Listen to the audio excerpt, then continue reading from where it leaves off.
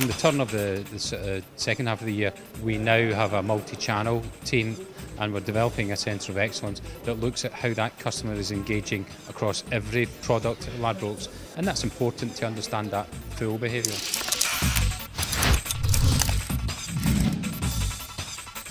We're here today to talk about some of your strategies at Ladbrokes for identifying problem gamblers so you can start interacting with the customers to potentially help them not do anything crazy.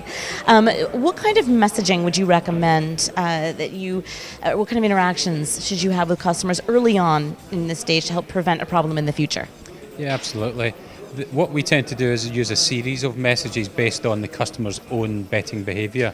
The first message that a customer may receive from us would look fairly light touch, and they may not even consider it a responsible gambling message. So it'll talk about gambling responsibly, setting limits, deposit limits or limits in machines and shops.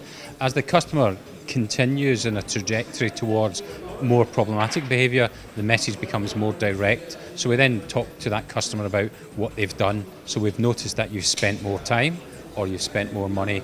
And if the customer continues beyond that, then we get quite direct with them, and it's more of an intervention, and we'll ask them to slow down. We'll say that we've become concerned about the behaviour, whereas up until that point, we leave them to make their own judgments about the message.